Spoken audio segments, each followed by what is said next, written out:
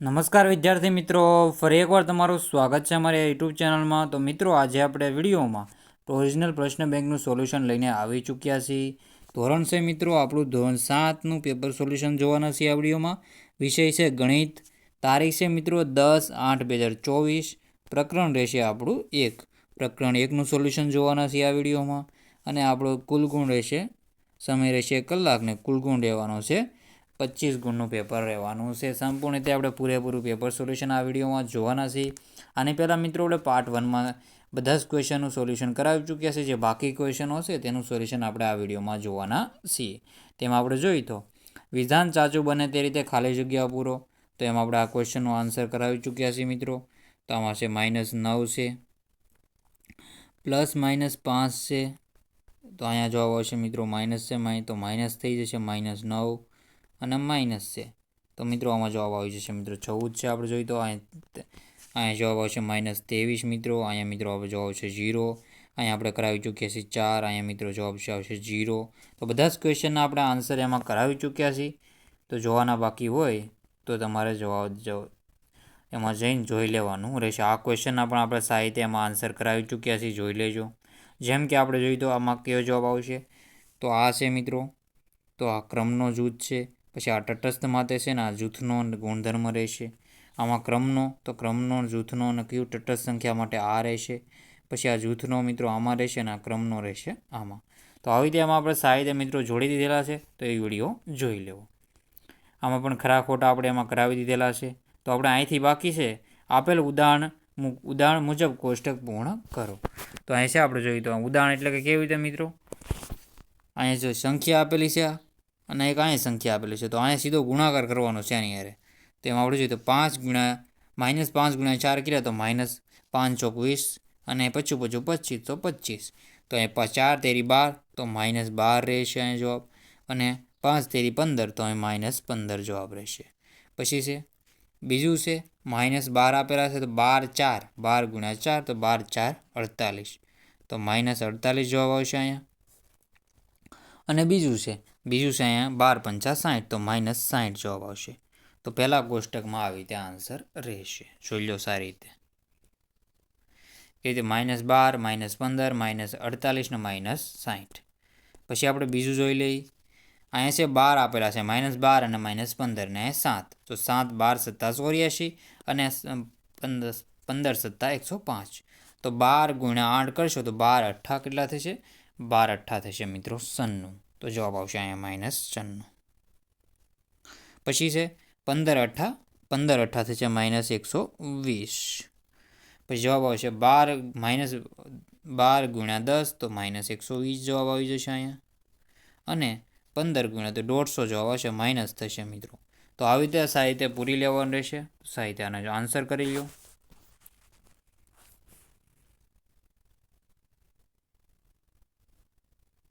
આગળના ક્વેશ્ચન આપણે હવે જોઈ લઈએ. તો એમાં જોઈએ તો -11.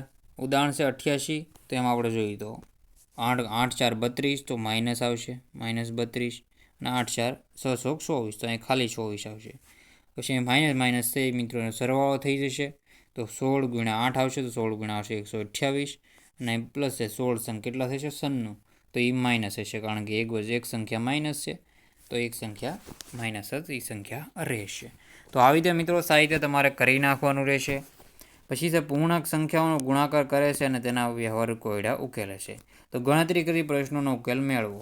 દુકાનદારને એક પેન વેચતા ₹2 નો નફો થાય છે, તેમજ પેન્સિલ વેચતા 50 પૈસાની ખોટ જાય છે.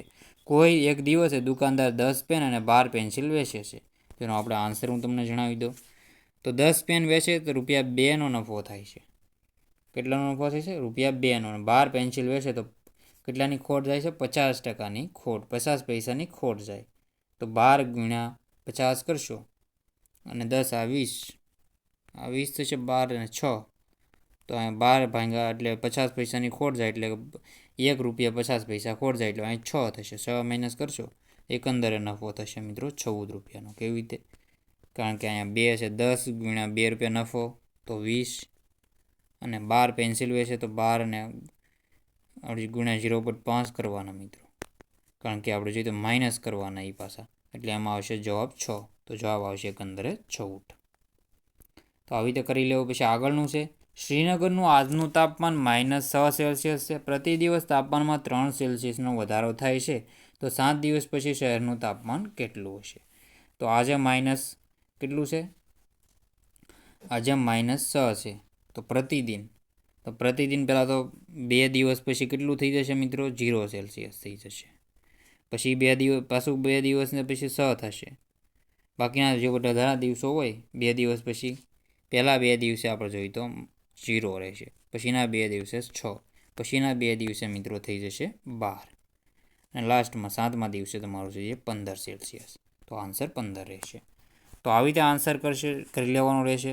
પછી છે એક સ્પર્ધામાં પ્રત્યેક સાચા જવાબ દીઠ +5 ગુણ તેમજ ખોટા દીઠ -2 ગુણ છે. તો સુરેશને 15 પ્રશ્નોના જવાબ સાચા અને 5 પ્રશ્નોના જવાબ ખોટા પડ્યા છે. તો સુરેશે કુલ કેટલા ગુણ મેળવ્યા હશે? તો 15 પ્રશ્નોના જવાબ સાચા. તો 15 પ્રશ્નો સાચા 15 ગુણ્યા 5 કરી નાખવાના. તો 15 પંચા થશે મિત્રો. કેટલા થશે? 15 પંચા 75. અને પ્રત્યેક ખોટા જવાબે 2 ગુણ માઇનસ. તો એમાંથી 10 માઇનસ થઈ જશે.